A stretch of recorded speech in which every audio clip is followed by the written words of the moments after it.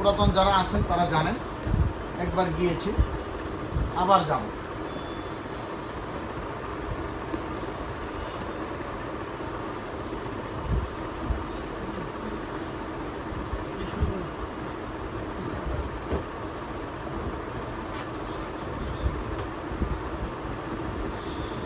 আমাদের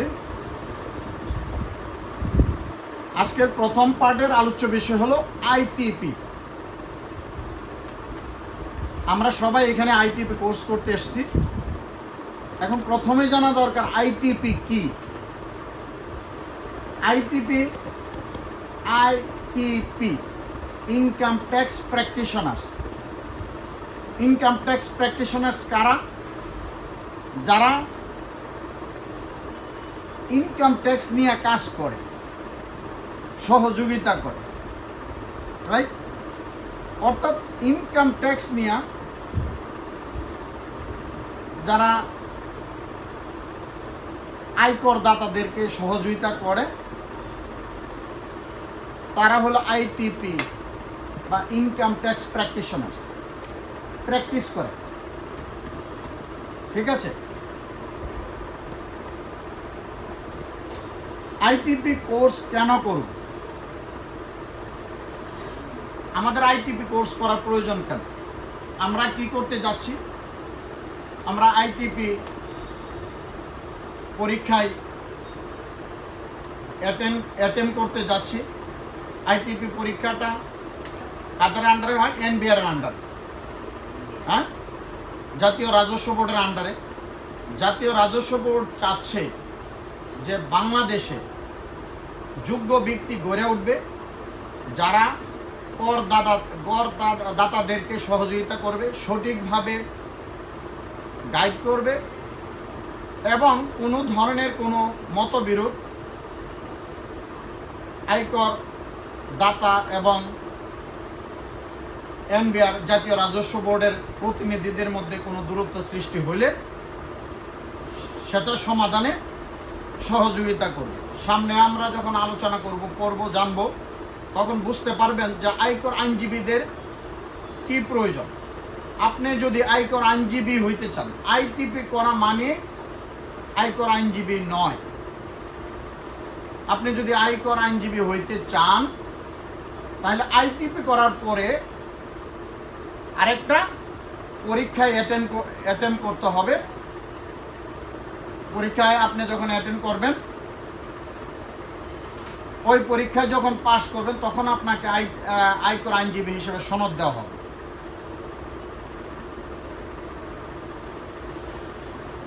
আয়কর আইনজীবীদের একটা বার আছে, প্রত্যেক জেলায় আছে। সে জায়গায় আপনি করতে পারবেন, যেমন ঢাকা আয়কর আইনজীবী বার আছে। ঠিক আছে? তো ওই আয়কর আইনজীবী হইতে গেলে আপনি যদি সাধারণ আইনজীবী হয়ে থাকেন তাহলে সরাসরি আপনি অ্যাটেন্ড করতে পারবেন, সেখানে দরখাস্ত ওইখানে রেজিস্ট্রেশন করতে পারেন, পরীক্ষার জন্য আপনি এলিজিবল হবেন। আর না হলে আপনি আইটিপি কোর্স করা থাকলে আপনি সেখানে অ্যাটেন্ড করতে পারবেন। তাহলে আইটিপি কোর্স কেন করব? আমাকে আইটিপি মানে ইনকাম ট্যাক্স লয়ার হইতে গেলে, আয়কর আইনজীবী হইতে গেলে আইটিপি কোর্সটা প্রয়োজন। আর আইটিপি কোর্স করলে আপনি সহজে আয়কর আইনজীবী হয়ে যাবেন। বাংলাদেশ দেখেন দিন দিন ডেভেলপ হচ্ছে, আনাচে কানাচে এখন ইনকাম ট্যাক্স কালেকশনের প্রতিনিধিরা কুত পেতে আছে আপনি কোনো জায়গায় কর ফাঁকি দিচ্ছেন কিনা। সরকার কর কালেকশন করার জন্য চেষ্টা করতেছে। সরকারের আয়ের প্রথম এবং প্রধান উৎস হলো আয়কর। আয়কর যাতে কালেকশন হয় সেই জন্য এনবিআর তাদের প্রতিনিধিদের বিভিন্ন জায়গায় তাদের অফিস আছে, আচ্ছা না? আপনি যে কাজ করবেন, আপনি যে উপার্জন করবেন, সেখান থেকে একটা আয়, একটা কর গভর্নমেন্টকে দিতে হবে। আপনি যত উন্নত কান্ট্রি তত এটা বেশি। আমাদের দেশে বরং কর ফাঁকির পরিমাণ অনেক বেশি। এই কর ফাঁকিকে কমায় আনার জন্য সরকার চেষ্টা করতেছে। আর সেই কর ফাঁকিতে আমরা সহযোগিতা, ফাঁকে বন্ধে আমরা সহযোগিতা করি। মানুষ বুঝে না, মানুষ সচেতন নয়। দেশ আগাইলে আমরা নিজেরা আগাইতে পারি, জনগণ আগাইতে পারে। তো সেই জন্য আমরা যারা আয়কর আইনজীবী হব তারা সহযোগিতা করব। আর আয়কর আইনজীবী হওয়ার জন্য আমাদের আইটিপি কোর্স করা প্রয়োজন। ঠিক আছে? আয়কর আইনজীবী কি? আয়কর আইনজীবী হলো, আমি বলে নিয়েছি, যারা সরাসরি এমনি ল পাস করে তারপরে বার কাউন্সিল থেকে সনদ নিয়ে অ্যাডভোকেট হয়েছে, ওনারা আয়কর বারে মানে আয়কর আইনজীবী বারে নিবন্ধন করে পরীক্ষা দিয়ে ওইখানে আয়কর আইনজীবী হইতে পারে। এছাড়া যারা আইটিপি কোর্স করে পাস করে তারা পরবর্তীতে আয়কর বারে বার কাউন্সিলে রেজিস্ট্রেশন করে ফর্ম ফিল আপ করে পরীক্ষা দিয়ে আয়কর আইনজীবী হইতে পারে। আর আয়কর আইনজীবীরা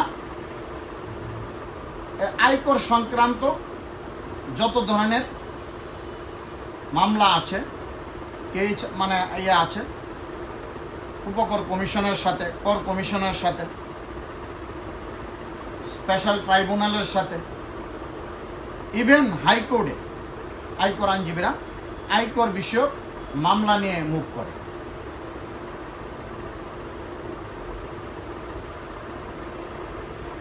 আয়কর আইনজীবী কিভাবে হয় অলরেডি বলে দিয়েছি। আপনাকে আয়কর আইনজীবী হইতে গেলে আপনি একজন অ্যাডভোকেট হইতে হবে, অথবা আপনি একজন আইটিপি হোল্ডার হইতে হবে। আপনারা আয়কর বারে, আয়কর আইনজীবী বার কাউন্সিল যেটা, সেখানে রেজিস্ট্রেশন করে ফর্ম ফিল আপ করে ওদের সময় অনুযায়ী পরীক্ষার ডেট ডিক্লারেশন হয়, ওইখানে পরীক্ষা দিয়ে আয়কর আইনজীবী হইতে পারবেন। আইটিপি কোর্স ছাড়া অথবা একজন অ্যাডভোকেট ছাড়া আপনারা আয়কর আইনজীবী হইতে পারবেন না।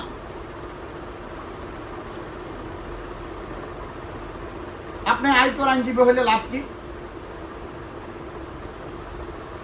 আমাদের পরবর্তী কোর্সগুলোতে আপনি জানতে পারবেন একজন এই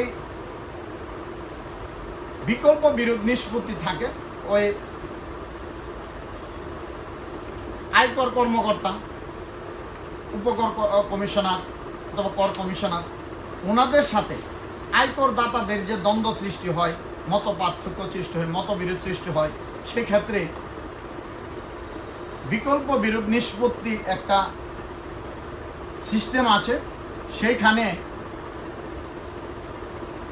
প্রতিনিধি রাখতে হবে, তৃতীয় পক্ষের প্রতিনিধি।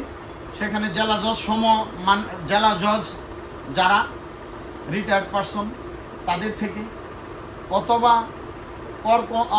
যুগ্ম কর কমিশনার থেকে, অথবা 10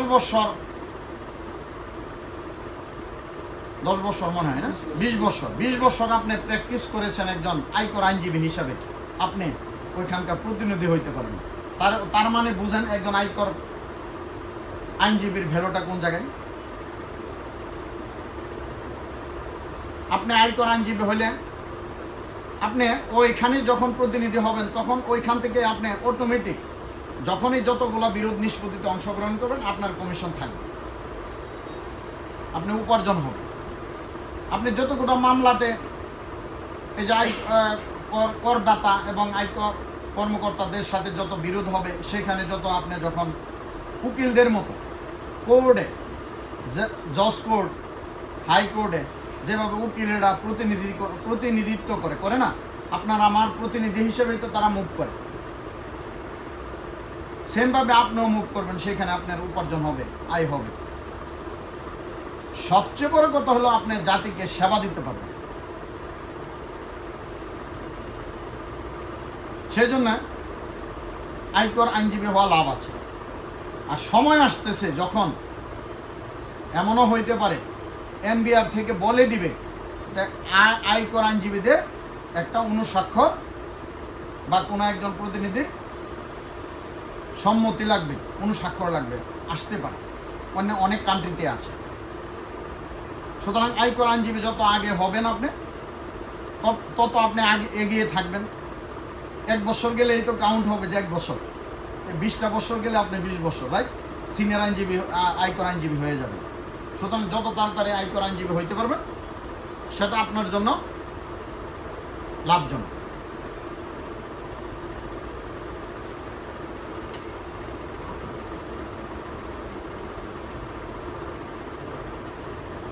নেক্সট, আইটিপি পরীক্ষার সিলেবাস। আপনারা যারা আইটিপি পরীক্ষা দিবেন তাদের সিলেবাসটা কি?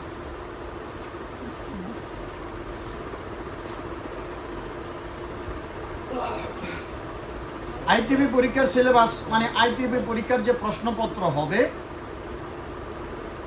সেগুলো আসবে আয়কর বিধিমালা 1984, আয়কর আইন 2023। আয়কর আইন 2023-এর পূর্বে আয়কর সংক্রান্ত সকল কার্যক্রম পরিচালিত হইত আয়কর বিধিমালা 1984-তে। পরবর্তীতে আবার নতুন করে আইন হয়, ওটাকে অ্যামেন্ডমেন্ট করে নতুন করে আইন হয় আয়কর আইন 2023। তার মানে আয়কর বিধিমালা 1984-ও আপনাদের পড়তে হবে, জানতে হবে, সেখান থেকেও প্রশ্ন হইতে পারে। আয়কর আইন 2023 থেকেও প্রশ্ন হইতে পারে বা হবে। দান করা আইন,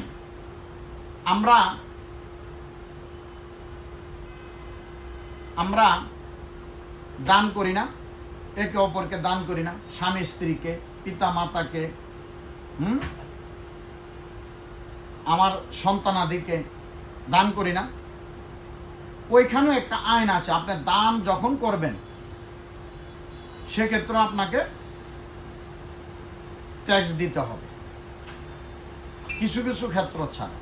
ওইটার উপর একটা আইন আসছে, দান কর আইন 1990, ওইটা পড়তে হবে। অর্থ আইন 2025, সেটা পড়তে হবে। উৎসেকর বিধিমালা 2025, সেটা পড়তে হবে। এডিআর বিধিমালা 2025, সেটা পড়তে হবে। একটু আগে আলোচনা করছি এডিআর নিয়ে, এগুলো আলোচনা করো, বিস্তারিত আলোচনা করো। এডিআর বিধিমালা 2025, সেটা পড়তে হবে।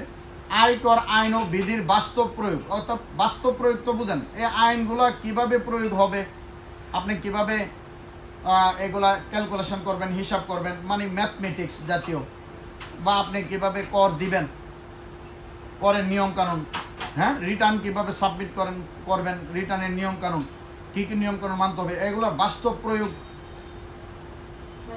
এগুলা পড়তে হবে। হিসাব বিজ্ঞান পড়তে হবে। আপনারা অনেকে আছেন যারা হয়তোবা অ্যাকাউন্টিং নিয়ে লেখাপড়া করেন নাই, হ্যাঁ, MBA করেছেন, BBA করেছেন, হ্যাঁ, তো আপনাদের হিসাব বিজ্ঞান পড়তে হবে। হিসাব বিজ্ঞান থেকে প্রশ্ন হবে। বাংলা, ইংরেজি, আমরা শিশুকাল থেকে এ পর্যন্ত বড় হয়েছে, সবারই প্রত্যেকটা ক্লাসে ইংরেজি ছিল না, বাংলা ছিল, আমাদের পড়তে হয়েছে, সেগুলোর উপর প্রশ্ন থাকবে। তাহলে আমাদের কি কি পড়তে হবে? বাংলা, ইংরেজি পড়তে হবে, জানতে হবে, অর্থাৎ নিজের লেখার মতো পড়ার তো এরকম শেষ নাই, কি আসবে কি না আসবে আপনি তো জানেন না। বাংলা, ইংরেজি আপনি এ পর্যন্ত বড় হয়েছেন, এতটুকু এসেছেন, এত শিক্ষিত হয়েছেন, আপনি কিছু না কিছু জানেন, সেখান থেকে আপনার প্রশ্ন হবে, আপনি আনসার করতে হবে। হিসাব বিজ্ঞান, অর্থাৎ হিসাব বিজ্ঞান থেকে প্রশ্ন হবে জাবেদা, হ্যাঁ, রেওয়ামিল, এগুলা নিয়ে, হ্যাঁ, এগুলো নিয়ে প্রশ্ন হবে। এগুলো জানেন কিনা, না জানলে বই কিনতে হবে। ক্লাস 10-এর একটা 9-10-এর একটা বই আছে, পাঠ্য বই, ওইটা কিনবেন। আবার যে গাইড বই আছে, এই যে একটু আগে এখানে দেখলাম গাইড বই, বিভিন্ন ধরনের গাইড বই আছে, গাইড বই কিনবেন, ওইখানেও বিস্তর আলোচনা আছে। ওগুলো পড়তে থাকলে এক সময় বুঝে যাবেন। আর আলোচনা এখানে করা হবে, এখানে আপনাদেরকে পড়ানো হবে, এখানে আপনাদেরকে জাবেদার, রেওয়ামিল, বুঝছেন, এগুলো শিখানো হবে। খতিয়ান, এগুলো পড়ানো হবে, যে কি জিনিস কি, কিভাবে কোনটা কি করতে হয়, ওইগুলো অঙ্ক কিভাবে করে এগুলো শেখানো হবে। আপনারা নিজেরাও চেষ্টা করবেন, বাড়িতে পড়বেন। প্রথমে হলো ক্লাস 10-এর একটা 9-10-এর একটা হিসাব বিজ্ঞান বই আছে, ওইটার মধ্যে বিস্তর আলোচনা করা আছে। ওইটা পড়লে আপনারা অনেক কিছু শিখে যাবেন। বিভিন্ন গাইড আছে, এখান থেকে আপনাদেরকে যারা নতুন তাদেরকে গাইডলাইন দেওয়া হবে কি কি গাইড কেনার জন্য কি কি কিনবেন। অনেকে যারা সিনিয়র ভাই আগে থেকে আসেন, কোর্স করতেছেন, তারা অনেকে জানেন। এই গাইডগুলো কিনবেন, পড়বেন, আপনারা অনেক কিছু জেনে যাবেন। এডিআর বিধিমালা নিয়ে ওই গাইডের মধ্যে থাকবে, আমরাও বিস্তর আলোচনা করব। ওইটা শুনলে বুঝে যাবেন এবং ইনশাল্লাহ আশা করি আপনারা পারবেন মনোযোগ দিয়ে শুনলে। সাথে সাথে কিছু নোটও দেওয়া হবে, শর্ট নোট দেওয়া হবে, আপনারা সেগুলো ফটোকপি করে নেবেন। অর্থ আইন সম্পর্কে আলোচনা করা হবে কম বেশ। দান কর আইন 1990 সম্বন্ধে আলোচনা করা হবে। আয়কর আইন 2023-এর বিভিন্ন, মানে আয়কর আইন 2023 এরকম না, এর ভিতরে অংশ আছে, বিভিন্ন জিনিস আলোচনা করা হবে। আয়কর বিধিমালা 1984-এর কিছু অংশ বা এ আলোচনা করবে, আপনারা এর মাধ্যমে জেনে যাবেন।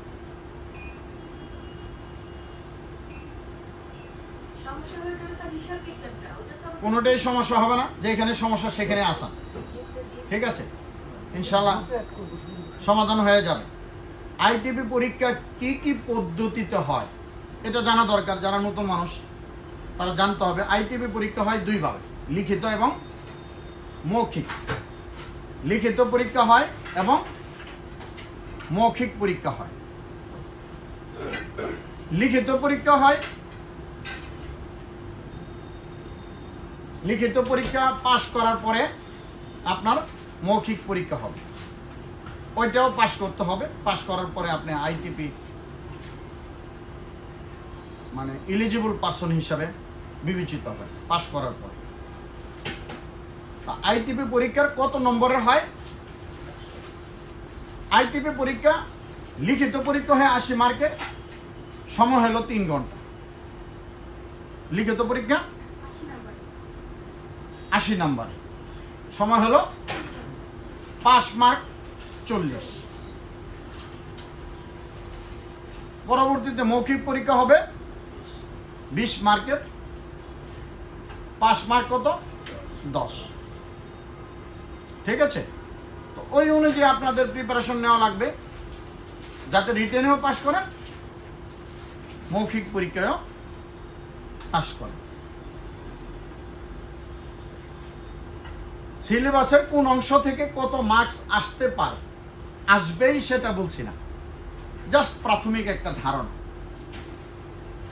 আয়কর সংশ্লিষ্ট বিষয় থেকে, এই যে আয়করের বিভিন্ন আইনগুলো বললাম না, দান কর, এডিআর, হ্যাঁ, বা 2023, হ্যাঁ, এরপরে বিধি 1984, হ্যাঁ, এই সব মিলে 50 থেকে 55 মার্ক আসতে পারে। হিসাব বিজ্ঞান থেকে 12 থেকে 25 মার্ক, অর্থাৎ 15, 20, 25 এরকম। যখন প্রশ্নকর্তারা চিন্তা করবে কিভাবে প্রশ্নটা করবে, ওই অনুযায়ী প্রশ্ন হবে, আপনারা ওইভাবে, তার মানে হিসাব বিজ্ঞানকে একটা গুরুত্ব দিতে হবে। যদি 25 মার্ক চলে আসে তাহলে অনেক মার্ক। আপনারা যদি হিসাব বিজ্ঞান মনে করেন যে এটা তো পারি না,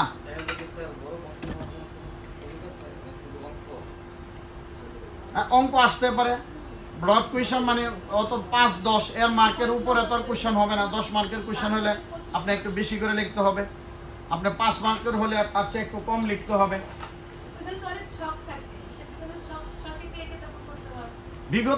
বিগত বছরের প্রশ্নগুলো দেখা গেলে মানে আপনারা ঘাটলেই দেখবেন, কখনো কখনো শর্ট ছোট ছোট কোয়েশ্চন করেছে, 5 মার্কের কোয়েশ্চন করেছে, কখনো কখনো 10 মার্কের কোয়েশ্চনও করেছে। সুতরাং আপনি নিশ্চিত থাকবেন না যে 5 মার্কেরই হবে, নিশ্চিত থাকবেন না যে 10 মার্কেরই হবে। আপনি প্রশ্ন অনুযায়ী আপনার প্রস্তুতিটা 10 মার্কের লেখার ব্যবস্থা নেবেন, 5 মার্কে তো শর্ট করে লিখে দিতেই পারবেন।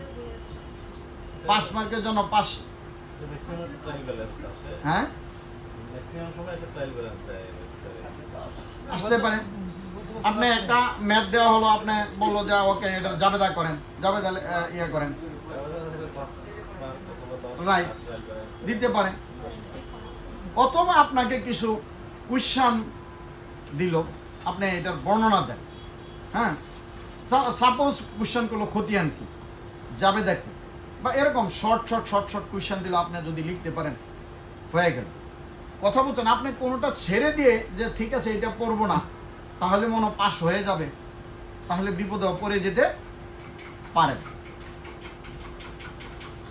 বাংলা এবং ইংরেজি থেকে 10 থেকে 15 মার্ক আসতে পারে, এবং আসতে পারে মানে কি আসবে, 10 থেকে 15 মার্ক আসবে। আপনার প্যারাগ্রাফ দিয়ে দিতে পারেন, হ্যাঁ, প্যারাগ্রাফ দিয়ে দিতে পারে, আপনি ট্রান্সলেট টু, হ্যাঁ, বেঙ্গলি, আর বাংলা দিয়ে দিল ট্রান্সলেট টু ইংলিশ, হ্যাঁ, দিয়ে দিতে পারে আপনি কত। অথবা কারেকশন, এখন ছোট ছোট বাচ্চাদের কোয়েশ্চেন আসে, হ্যাঁ, right down the correct form of বার, আসতে পারে, আপনি জানেন কিনা দেখার জন্য। হ্যাঁ হ্যাঁ, রাইট। আপনারা এইগুলো ওই যে বিভিন্ন গাইড বই আছে, এগুলো ঘাটলে আপনারা জেনে যাবেন। তার মানে কি